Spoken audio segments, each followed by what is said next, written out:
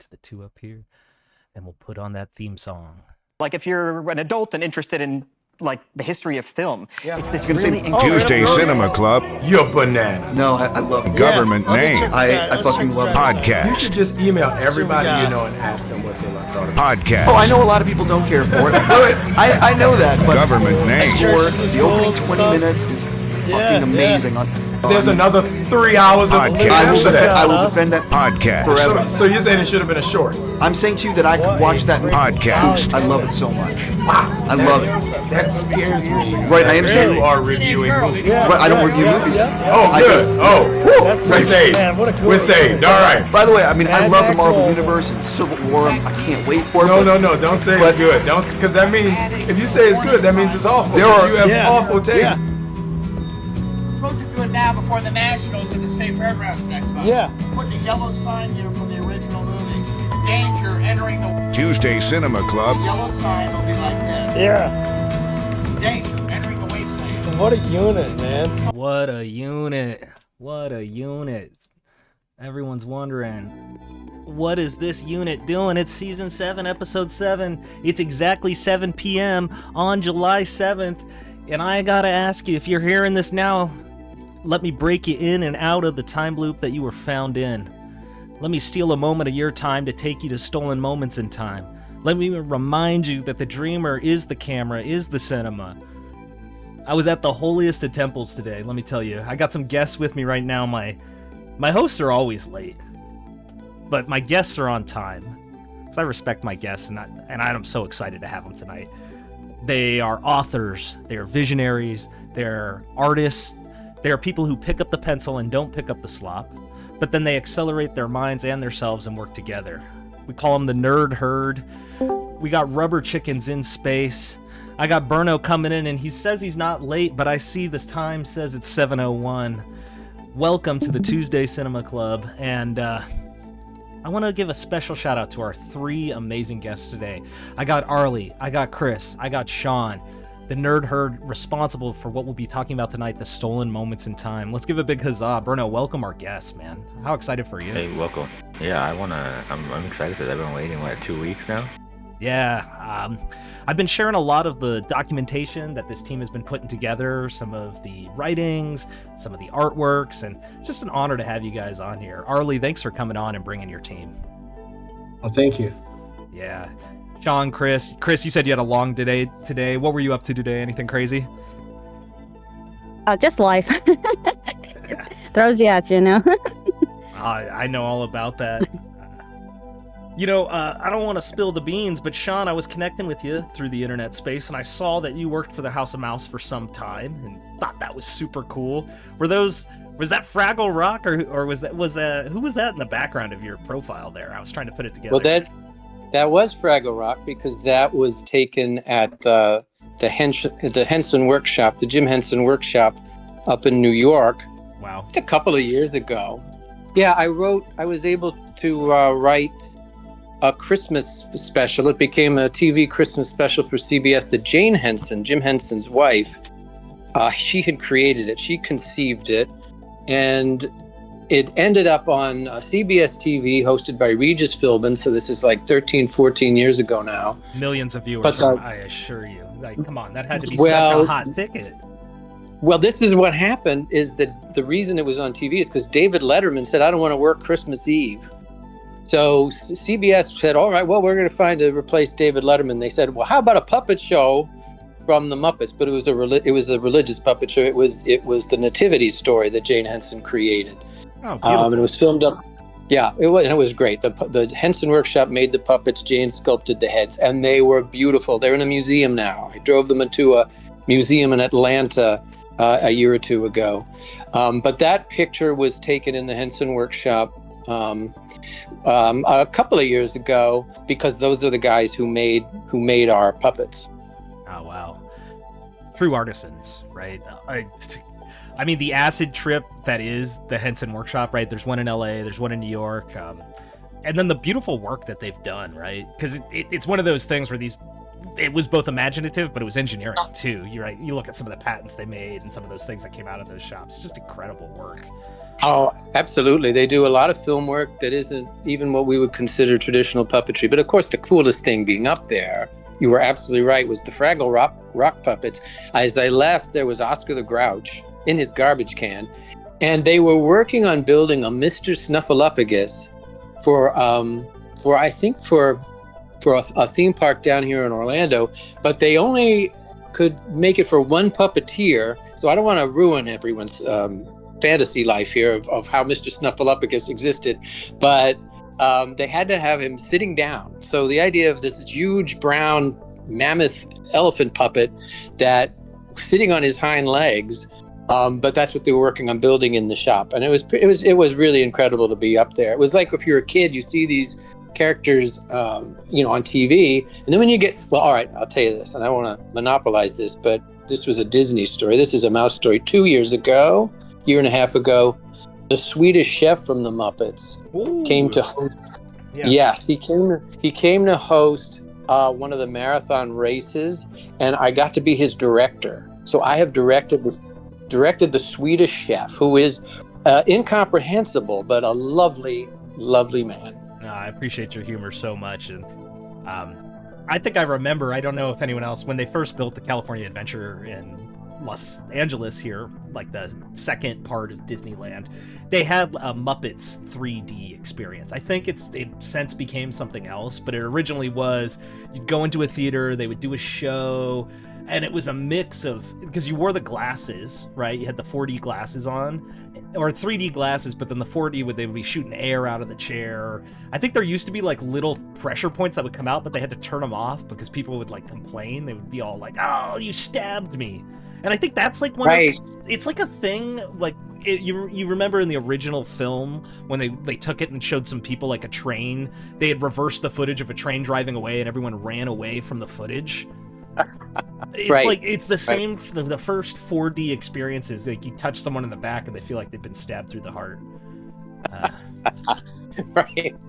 Well, you want to go back to the theater for that experience. Where else are you going to get that? Truly.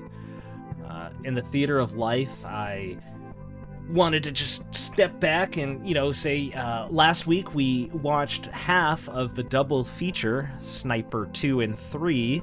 Bruno, any thoughts on Sniper 2? Better than Sniper 1? No, I think, you just can't replace Billy Zane with Bokeem and stuff. I thought the story was better, but, it's just not the same movie, man.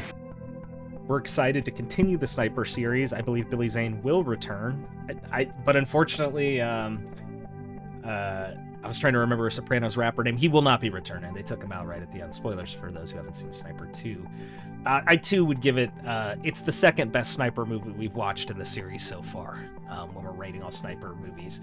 Arlie, Chris, you guys watch any movies in the last week? Anything you caught that caught your eye? Any memories of movies that you like to talk about? Oh, movies. I'm a huge sci-fi fan, so I go all the way back to when my dad took me to see Star Trek, the motion picture. Nice. In fact, I saw 2001 Space Odyssey in the theater. That's how old I am. I was 6, but I saw it. That's life-changing. That's beautiful, man. I think 2001 has just so much influence today, but I kind of think a lot of the youth culture has never seen it. I would argue that a lot of people have not picked that film up. It's pretty incomprehensible, it's long, and I just think that it's maybe beyond a lot of people's patience. They can't appreciate it. They want to see bigger special effects. They don't understand that there's a giant room that, Kubrick built. But then they also do that same kind of trick in a couple other movies that he's playing homage to. Right. Well, Arlie, what did you think of that movie when you were 6? When I was 6 years old, it was a little confusing for a few minutes because we got there after the credits had rolled. My father and I were caught in snow, I think, if I remember correctly. There was a weather situation. And we got in there. They were on the ship that was taking them up to the space station. You missed the monkeys. I missed the monkeys, but I've seen it many times after that. We sat and we watched the beginning. We rolled into the next feature. Sure. So we did see it. That was where the confusion was. Now, Well, Those were the this is what inspired Circles of Time, Golden Moment Circles of Time. That you missed the beginning, but you stayed through the next movie. Back in the days when you could do that in a movie theater, and you watched the beginning after the movie was over. So that's right. Where the whole concept for this book and series came from. Wow, that's a great connection. You know, you may have a very good point. Yeah, that's a beautiful connection. I like that idea, right? This film on loop, right? Imagine if you could took like a film strip right. and then like connect the end to the other end and put it through like a really long series of projectors, just never stop, right? This is mind blowing.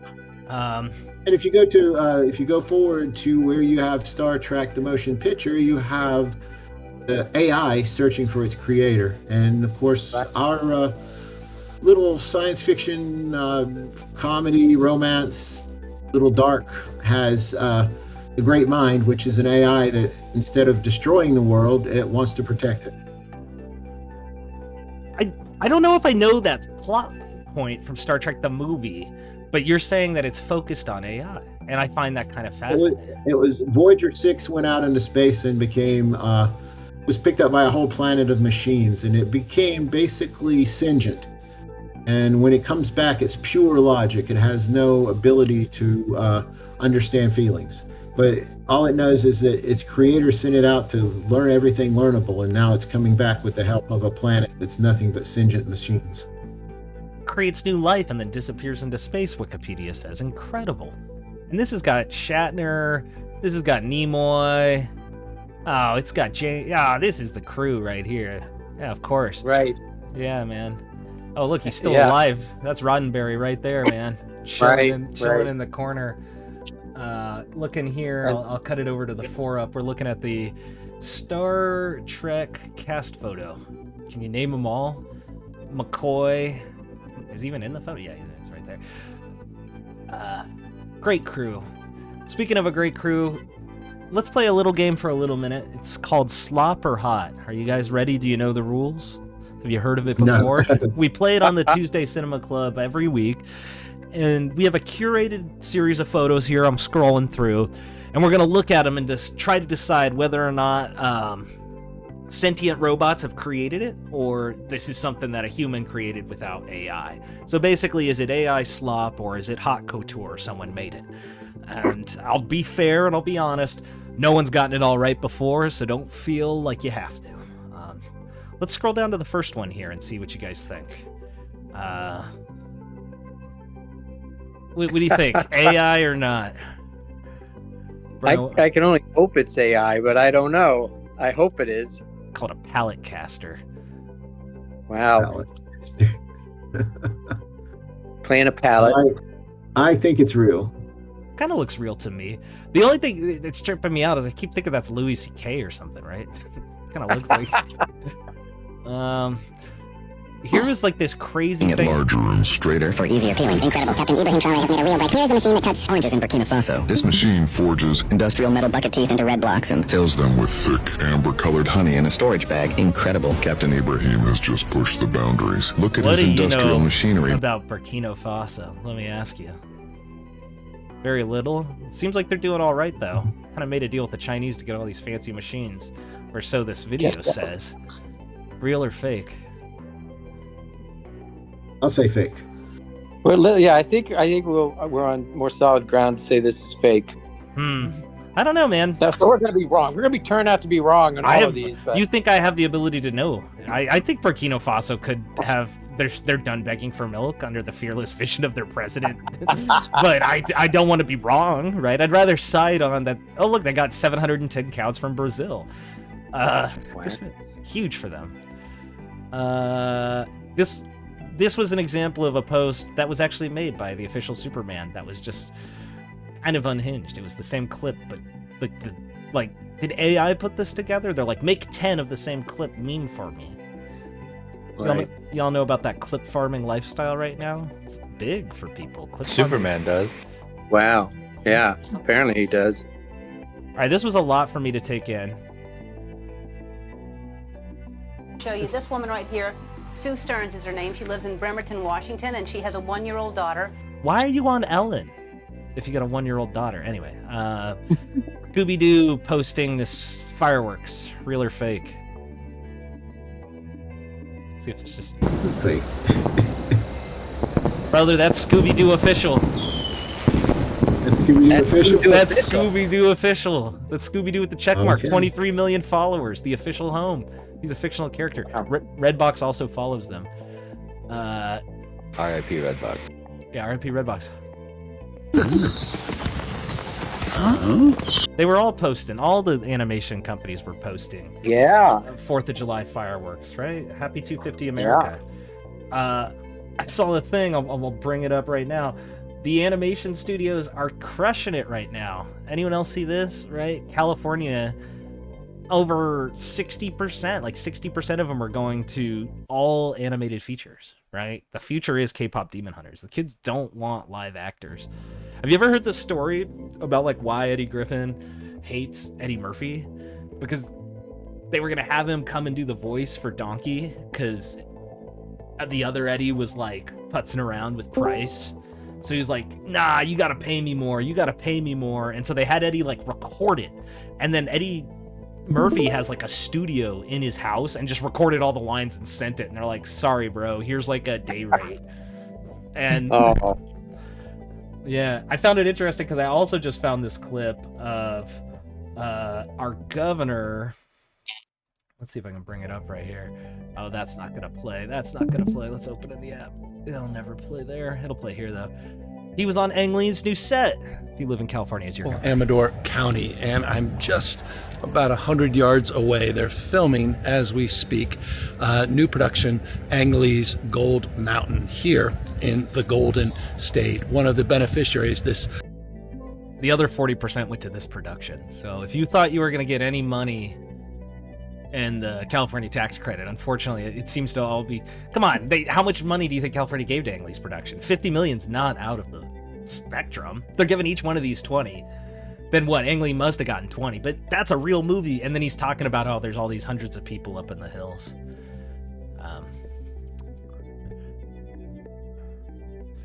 Yeah, what was this? Oh yeah, this was crazy. Look at this. Real or fake? This robot that films you and follows you around. Real. This was crazy, man. I thought this was kind of... And then they got like, look at it, it's following them. And then they're saying it tracks and follows a person while avoiding obstacles, and it's all autonomous.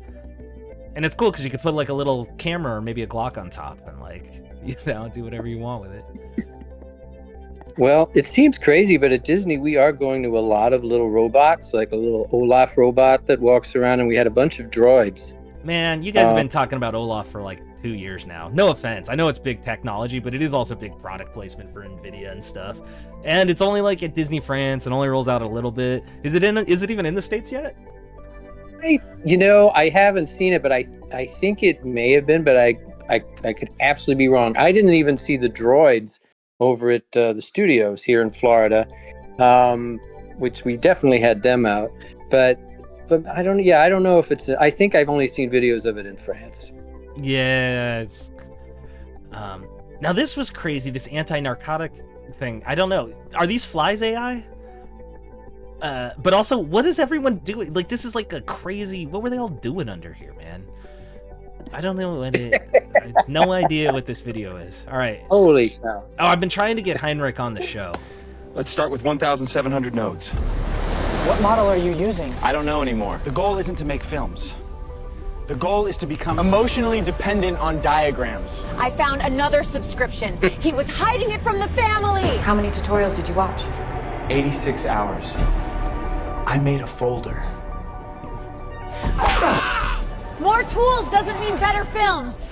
Can you explain why the credits are gone but the slop remains? Agent 12 hired Agent 13 to supervise Agent 11. Where is your money? Gone! I can see why this was targeted towards two You different... need a better process. Simple. Cheap. Fucking quality, yeah? Like this film here that Jamie Heinrich made. Been trying to get Jamie on the show. Really like his content. Also, just a quick shout out to Smart Kelchi is the new Deputy Administrator Head for the Riff Festival, where Congo 2 has been accepted. This was also another crazy AI ad. You talk about the You stuff can that's create any character that you want. Real life, Sci-fi, fantasy, or turn yourself into your favorite cartoon.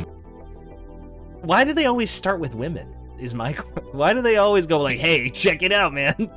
You know what you can do?" Okay, real or fake. I really like this video. Hey, why is it not playing? It's supposed to show off this cool camera rig. I guess not. They paused it. Oh, this is the last one for. Mercedes drive is idle right now. As soon as we accelerate, the music changes. Listen to that.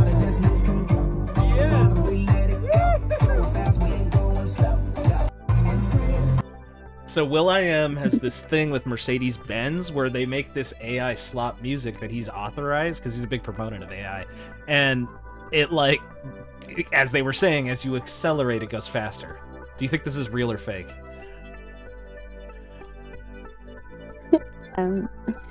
Well, I would think it's real because they do that with the commercials when you're watching TV. The commercials are louder than the movie. I love that thought. Yeah, we're just gonna live in a permanent commercial, Chris. Oh man, it's coming. Film Crew magazine was posting this, and it just made me think, like, why people are going to AI. Look at all these, just the insanity of all of this production to film a van. Just, it's two dudes and a third one coming to help with this blimp of a light. You wonder why it's all going away. Here's another just crazy lighting setup. I found these really good lighting. Real or fake? I say real. Real, yeah. What are they doing? Why are they doing it? Like, it's just insanity. Truly seems out there.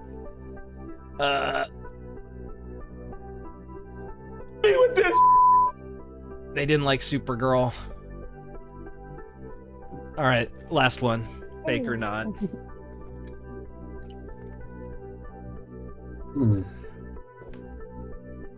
It's Chevy Chase. I'm gonna say real. 4th of July. Happy 4th, everyone. Of course it's real. This was a crazy... First day we tried it, she broke her leg. This is awful.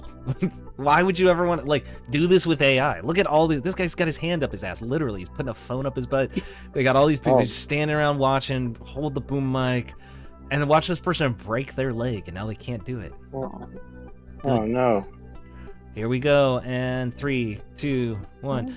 Have you ever heard this story about when Burt Reynolds wanted to jump off the waterfall when they were filming Deliverance? Does anyone know that story? Like, the director said, "No, Burt, we're gonna throw a dummy off the waterfall because we can't do it." And he insisted on doing it. He almost died. Another crew member almost drowned, pulling him out of the river. He was in the hospital for 2 weeks. And he wakes up and asks the director, "How'd it look?" And he's like we threw a fucking dummy off the waterfall.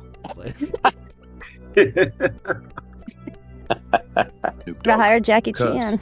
Check if my OG Kush smoke screen is activated, charged, and burning. Fully smoked. Charge at maximum, high level. I must smoke this fool. Do we care? I've probably watched an hour and a half of this. I'd watch an hour and a half of this over another Iron Man. The Rampage Iron Man crossover. Right? Why wouldn't you? I mean, I would like some R-rated thing. He's gonna go to a strip I will club, watch it. smoking weed. He just gets the enemies high. Come on, Marvel would never. Oh, Snoop Dogg. I was really into this. They were gambling. This was a weird one. This whole video is hard to understand.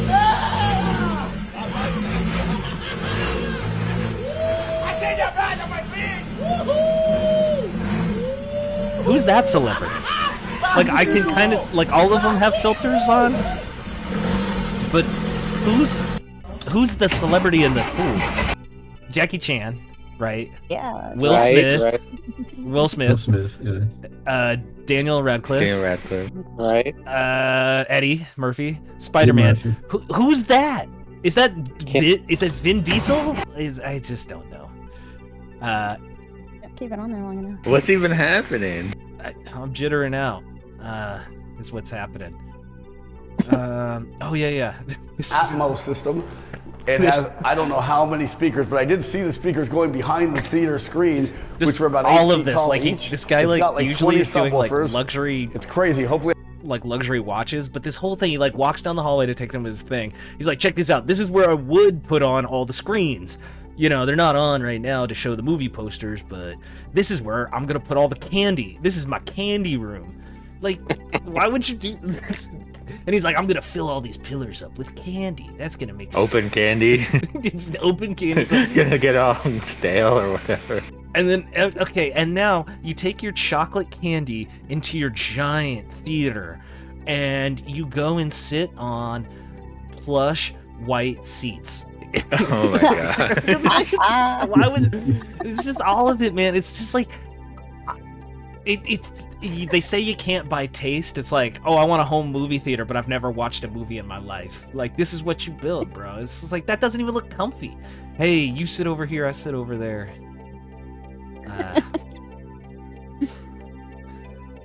Real or fake? I don't know you put your pants. Do you guys think Wings of Dread is real or fake? Is it real? Fake. Wings of Dread from City on Fire?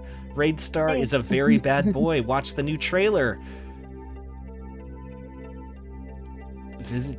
They got Blu-ray movies. I was reading the comments. They said, you know, he's a good guy because he's got the glasses on. I think that's the bad guy. Okay, AI or not? Can't get enough of my Dunkaccino. Kids from 7 to 17 lining up for my Dunkaccino. That's because you've never seen the Adam Sandler movie called, what is it called? It's something like Jack or something, is this movie? That is from a movie none of us saw called Jack. Wow. All right, enough Snoop Dogg. Enough this. Well, Bud, I'm JD. And I'm Raymond. He goes by Bud. If you knew him, he goes by Bud. Right? Billy Bud Thornton. Don't ask him about his movies, man. Billy Bud Thornton. Bud Thornton. This was me learning today. Let me tell you, I went to a temple today. I went to this, it is the San Diego Temple, run by the Mormon church. They opened it up to the public. I took a public ticket, went there. Beautiful building. First time, probably last time I'll ever be available to go to the grounds. Normally you have to be pretty high up. Right. But they had opened it up to the public. They just did like a big re-thing. Pretty interesting walk around. A lot of really beautiful art though, right? One of the things I really appreciated, a lot of huge paintings that were done by patrons donated to or practitioners of that, like, kind of never seen except outside of there. And it was pretty deep into the tour. And Sticky, maybe you could help me out on this, because I think you know, you're kind of a faith. I found this photo of Jesus Christ, or it was a painting of Jesus Christ at an Aztec temple with like a Latin person, and it blew my mind. Like, literally I started asking every, you know, because they had all these people with badges there. I said, when did Jesus go to Latin America?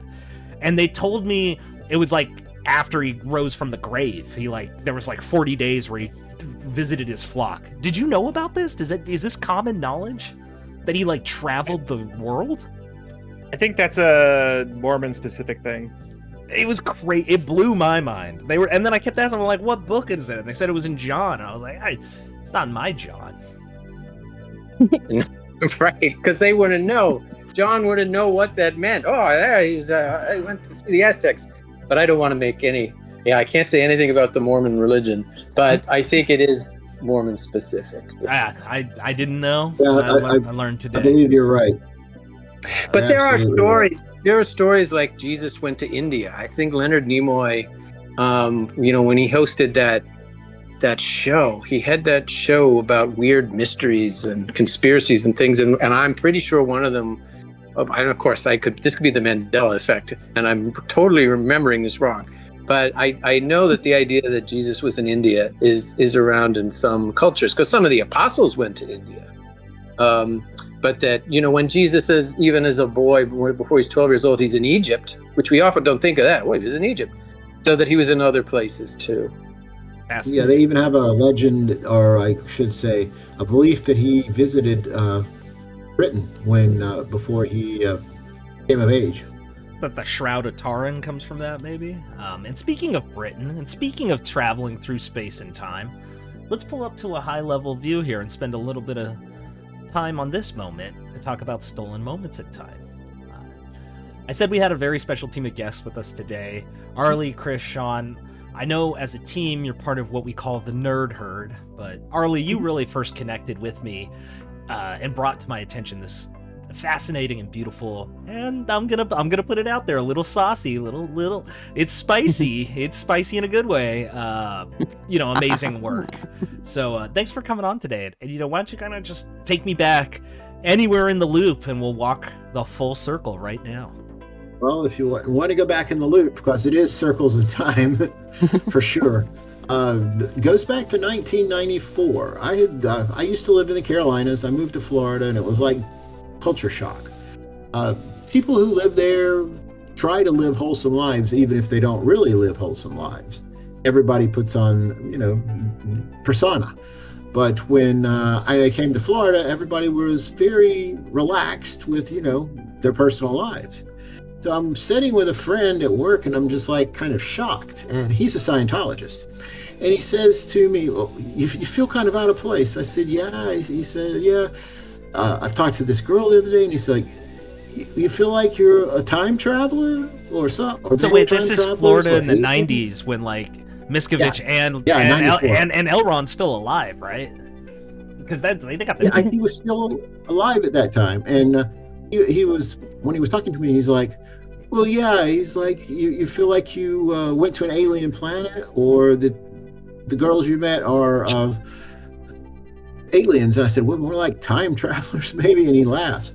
I said, I'll just write a book about a guy who is a wannabe science fiction writer. I mean, not a wannabe science fiction writer. I said a guy who writes self-help books and starts a religion accidentally.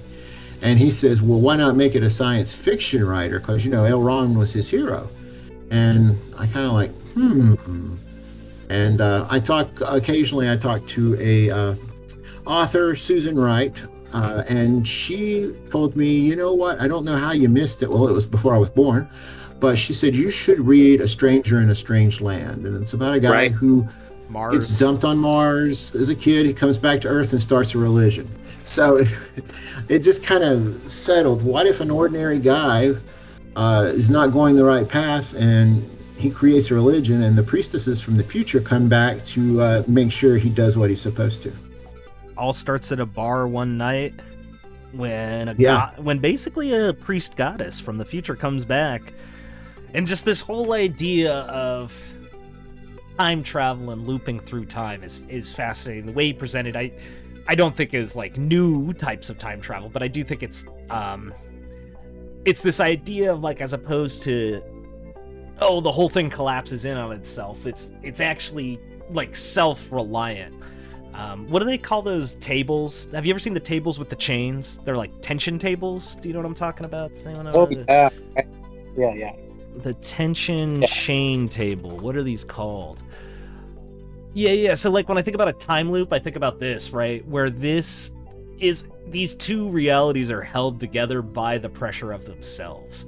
They exist within this space. What are these called? They're called tensegrity. Tensegrity?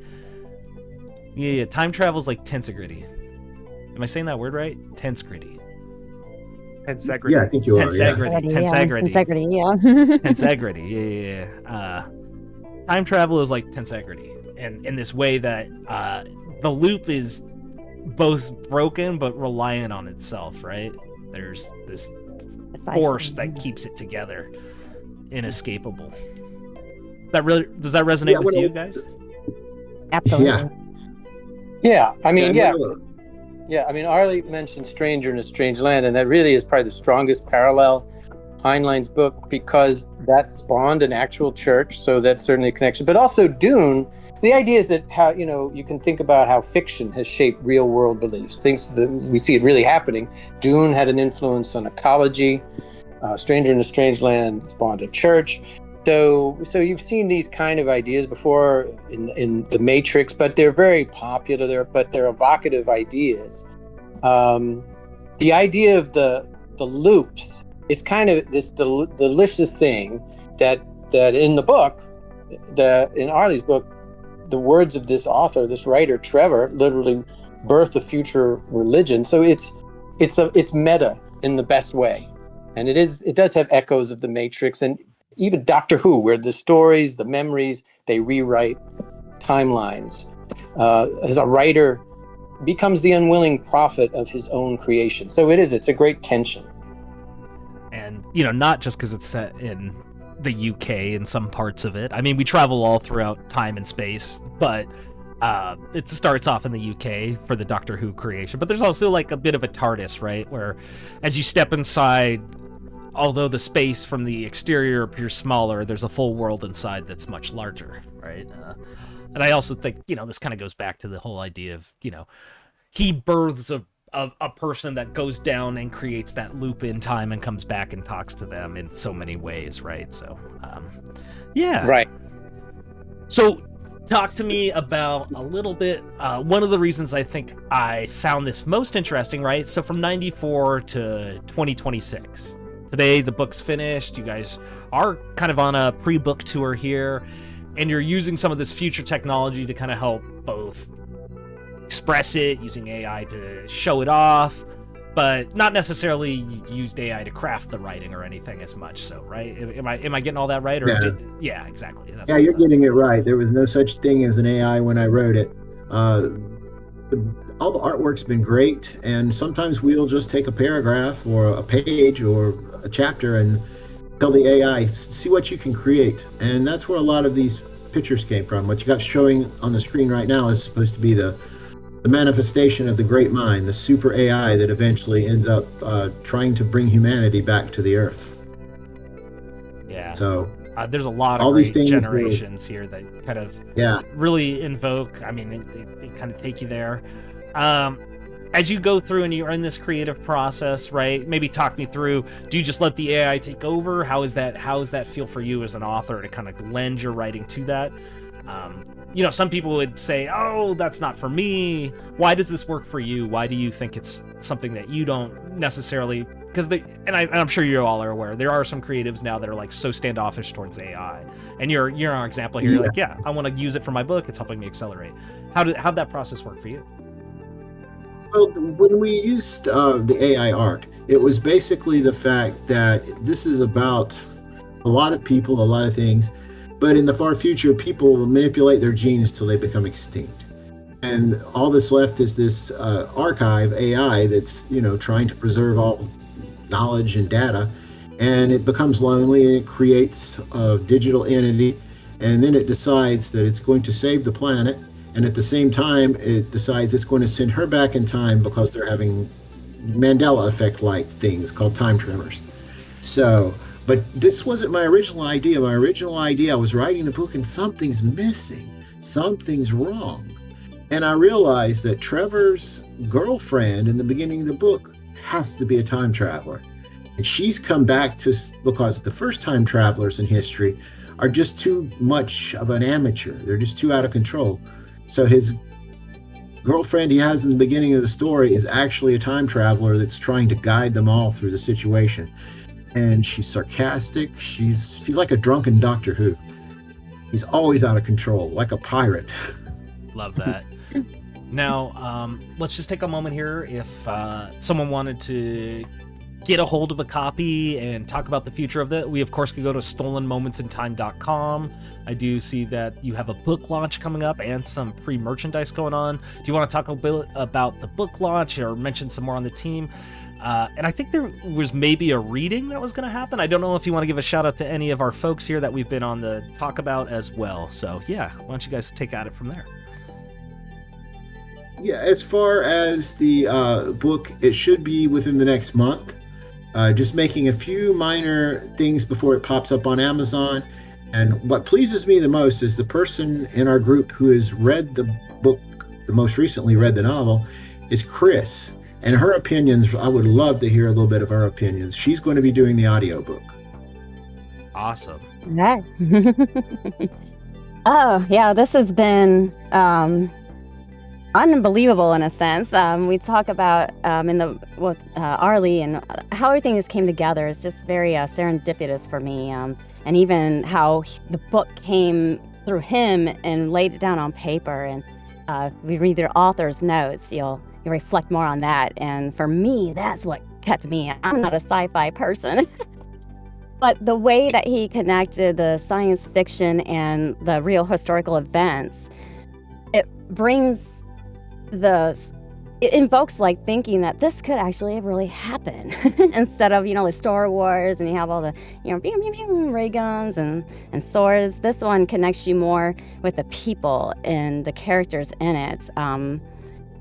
To really engage a different thought process of what might happen in real life. And the tie-ins that he puts in there is like, hooks from a music, song. And you kind of think back after you get done reading it. Wow, how did he just get that all to make sense?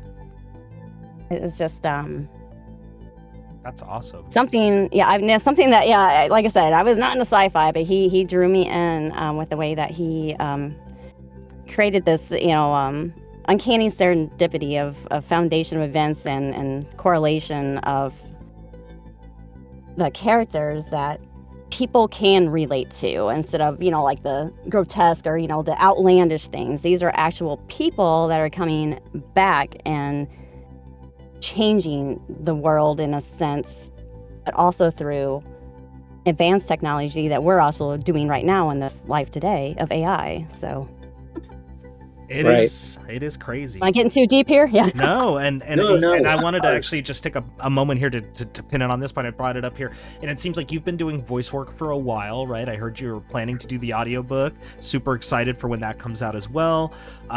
Talk to us a little bit about maybe some of the characters or the mind state you go into when you do some audiobooks. Is there any voices you're especially excited to read here in the coming chapters? I think there was a Gigi mentioned a couple times. I don't know if I'm keeping the thread straight. Yeah, you are. That's where I have to start digging in now more myself, because like you just mentioned, I did just finish the book a few days ago because he reached out to me a few times and I kind of put it off to the side. I'm like, sci-fi? That's not me. But once I started reading it, couldn't put it down. And the character, well, he first thought I would relate with Gigi. She's our matriarch of the mastermind here in our system of webs. But Crystal Dawn, I kind of connected with her too because she has that more abundance of keeping life going, and she's the one that's gonna bring the guys in. There's the sexy, seductive lady in that character. But Gigi, let's talk about Gigi. She's our warrior here. And she's gonna be the force, obviously, to keep this book together, and that's the voice I am going to be more not challenged, but she's going to be, the landing point. So I got to knock that one out of the park. Y'all are relying on me too much, maybe. Let me make a comment. Real quick before it goes back to Chris. The thing with Gigi Singh is she did not appear very much in the book. I started handing it out to beta readers, and every one of them told me, I want more Gigi Singh. You got to put more Gigi Singh in there. I'm crazy about Gigi Singh. And then I was thinking about softening her vulgarity and stuff. Two guys who work in a gourmet restaurant, one's the chef and one's the owner. He says, dude, if you touch our Gigi Singh, we're going to take you out back and whoop your behind. They said, we want more Gigi Singh, and we want her to be more vulgar. We want her to be more over the top, because that's the best part. So I'm like, okay. So back to Chris. Yeah, she's filthy. Arlie, you got away with words when you first were describing it. I heard it was Dune meets 50 Shades of Grey meets The Matrix, and that is a hook, line, and sinker if I've ever heard one for a book. Definitely something people would pick up and read at airports or the library. I think it's exciting to talk to an author who's talking about time travel, and I want to bring this back to film and maybe talk to Berno and Sticky Fish. What's some of our favorite time travel movies?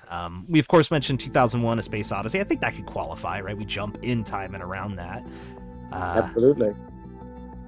Y'all seen Primer? Anyone seen Primer? That's maybe one of my favorite. I was about to say Primer. That's my favorite time travel movie on Earth is Primer. So good, right? I love it. Just it is. That's a loop of a movie, right, Tim? Yeah, and you build a time machine out of PVC pipe stuff you get from a hardware store, but they pulled it off. Oh, it's so well done on that budget too. Highly recommended Primer. Yeah. Looper's good too, right? You ever seen a Looper? That's definitely right. A loop Right. one. Jordan. And I think there's a connection between, well, there's some connections maybe with Arlie's book and The Time Traveler's Wife, because they both treat time travel in a way that it feels both epic and yet, like Chris was saying, deeply personal. It's science fiction that isn't it's in deep space, and it really depends on technology that you have to know about. It is depending on technology, except for the story that you're seeing, it's really a personal thing. So Time Traveler's Wife, say, okay, well, that's a romantic tragedy, whereas Stolen Moments leans into more of a seductive power dynamic, and that the idea that, your temporal interventions are actively building a future, religion, preserving the future. So that makes time travel both a curse and a sacred duty. So it's different from Time Bandits, say, even though in Time Bandits, they're actually, the time travelers are actually working for God. But they've broken away because they're thieves. But in this, it is kind of it's a sacred goal that the characters are working for. One thing I really liked about Arlie's book too, and I think this relates to what Chris was saying as well, because you see the characters, they live for a long time. Well, they're living in different bodies. They're coming and going, and everyone in our main character's, Trevor's life, he sees the same women throughout his life. And, well, this is his aunt. Well, it comes back, it's not his aunt. And somebody comes back as somebody else's daughter, but it's all the same people. And I thought that was really very interesting on how these relationships are able to last. It's like with the idea of reincarnation, that you're reincarnated and you meet all the same people you always knew, and you're just kind of living out the relationships in a different way. You're working out karma. It was kind of like that Trevor is really throughout his life meeting a lot of the same women. He doesn't know that. He doesn't know that a woman he meets when he's a kid, and he meets a woman who looks an awful lot like her decades later, that it is actually the same character or related character. But I thought that was a really interesting thing that I don't think we've seen in other time travel stories. Exactly. Yeah, that's what I meant with the tie-ins, like a hook on a song. Yeah, perfect. Well said, Sean. Thanks. Not at all. But I'll tell you the first thing, I think that Arlie's book is a very sexy book. It's unapologetic, horny, and philosophical. It is, and I like that it kind of, it's very guilt-free, celebratory embrace of sex. In all its forms, there's no judgment, it's guilt-free, and for these characters, for Crystal Dawn, and all the other characters, Bridget, all these characters in the book. And I think that's kind of an important takeaway, that sex is, and Arlie said this to us, so he could definitely talk about it, but that he was really basing that on Roman and Greek culture, because this is, since they're time travelers, it's kind of out of time. They're from the future, so in a way, it's as different as the past. So what you have is this look, how these guys use sex to heal and to prophesy, and they bind the timelines together. But it's totally all inclusive and unburdened by shame. And I thought that was really a beautiful thing and a huge takeaway. There's a lot to be taken away about that. Everything from sex magic, right? Love is universal, right? People have been having sex since the beginning of humanity, so there's something that is ancient with that. That is a ritual that goes all the way back to the start. Without it, we are not. And It's interesting, you kind of bring guilt into that, right? A lot of religion is tied and use that guilt to control, but it's also ironic because they need that their masses to produce. So it is the eternal struggle. Right. I'll bring it back to one more quote about time. Time is a flat circle, and you'd be a square if you don't take the time to check out Stolen Moments in Time, a new book that is focused on everything we've talked about and more, and you're only going to find about it once you take the time to read it. So make sure you go hunt it down. Anything else you want to talk about here before we pivot? Sticky Bruno, I didn't hear any time travel movies from you two. I'll do two. One, I'll say as something that's like one of our cultural touchstones has to be Back to the Future. The franchise has a lot of influence. You know, kind of the heyday of what I would consider, you know, the Americana movie going experience. It was right in that big blockbuster era, and so I think that's had a lot of impact. And like people, like if you say that, you know, you might not be that into sci-fi, but like that's such a cultural, you know, thing that reached everywhere. It became iconic, and so even if people aren't into sci-fi or some of the other deeper themes that genre can have, everybody knows about some sort of time travel experience or piece of media. It's very universal, I think, in our culture. You know what's super interesting? I just learned something new about Back to the Future Part 2. You guys know Elijah Wood's in that movie? Did you know Elijah Wood's in that movie? And I can tell you... Is he years old? I could tell you who it is, and you would know who it is the touchdown. He's the kid in the arcade when he goes, "You use your hands, that's for babies." That's him. That's Elijah Wood. Go watch that scene again, and you'll be like, "Oh my God, that's Elijah Wood. He's a child. He's a baby. This is pre The Good Son, Elijah Wood." I was like, how could I not have known? I just found that out in the last week. I think that's like that's a Mandela effect. Well, right. And then one for our listeners to check out if they haven't, is lesser known, has to be 2013's Coherence, which so good. I think it's arguable whether that's actual time travel or not, but I think it's adjacent enough that it makes the cut. And also done on a pretty shoestring budget, which is also another thing that I think, like these types of heady kind of philosophical films, you can get away with like having much smaller budgets, but it's not detrimental to the film because it's, you know, it's so compelling, just the base plot and the base kind of character interactions, and you don't need $400 million worth of CG to I think they made that for like hundreds of thousands, if not less. That film was made. Yeah, it was like nothing. So if you haven't seen it, it's a dinner party on the night of a comet, and everyone's phone goes out, the power goes out, and every time people go outside, the people who come back who are them may or may not be that person from the right dimension. I think time travel and dimension travel, right? So it's like every time someone leaves the dinner party, and then they're all, because they see someone outside the house. It's a really good one. It's not a horror, but it is kind of, it's got eerie spookiness to it. Kind of a cop-out ending, but yeah, it's good. It's a good movie. I definitely think it's a strong one. And if you didn't see, I brought up Elijah Wood here from Back to the Future. This is crazy. Oh, nice. Wow. Bruno, any more films that we forgot about here? Otherwise, I think one I really that hope always is there's a guilty pleasure. I enjoy watching Edge of Tomorrow. I don't know. It's the Tom Cruise one. This is where he's like stuck in a groundhog day. Yeah. Right. I just enjoy it every time. Yeah, I love that one. So we're gonna pivot here. In the last little bit, what we do is spin a wheel. So we've had movies this season focus on magic realism or be part of the Sniper series. Magic realism's a tough one. It's very literary, but I think that's the perfect theme for our author Nerd Herd tonight.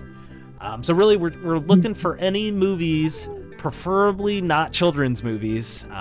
It's like I'll recheck Big Fish because it's PG-13. Maybe it's PG-13. Right. I'll recheck The Man Who Killed Don Quixote because we talked about Time Bandits in honor of Terry. Yeah. We watched Birdman. We technically have to leave Sniper 3 and 4, but I'm lowering it to 4 because I don't even know if we're gonna do a double feature. But I noticed we're like checking more things, and the Sniper section getting smaller and smaller. I'm just clearing some stuff out. The Adjustment Bureau, I think we checked and said no. Bo was afraid. Stu got mad at and said it was a bad movie. Wait, you deleted it intact though? We already watched that. Was one. We watched it. Oh. That was season. And Looper, we decided was more sci-fi, but it was funny. It was on there. Freak came from last week. Same with Doctor Strangelove, and I think I unchecked for magic realism. So, Chris, Sean, and Arlie, think of a movie that qualifies as magic realism. We'll add it to our wheel to see if we'll watch it here this season. Is there anything that comes to mind that you want to shout out? It's not a children's movie. So I was saying. Oh, Back to the Future.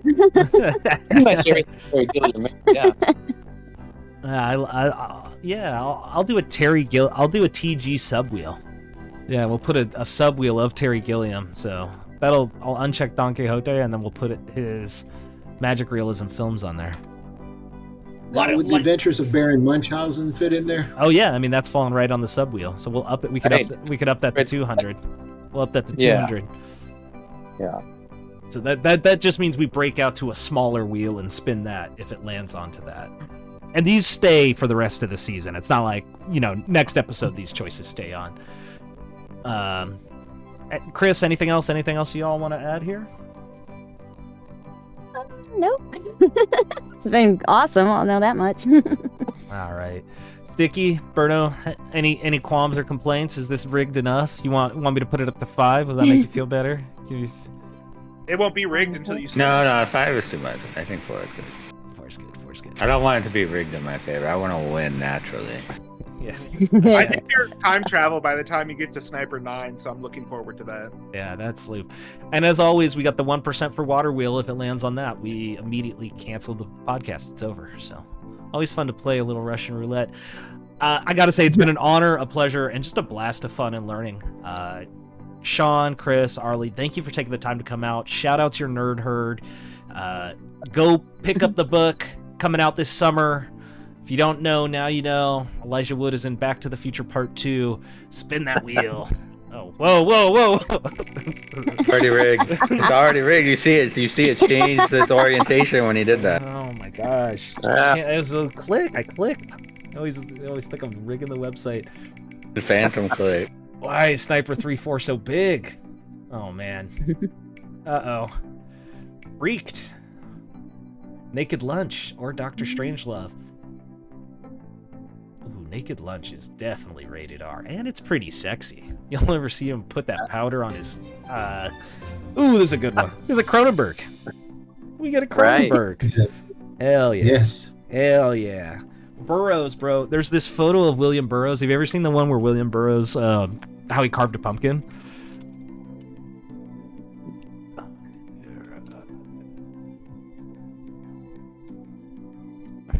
No, he didn't have sex with it. That's how he did it. Yeah.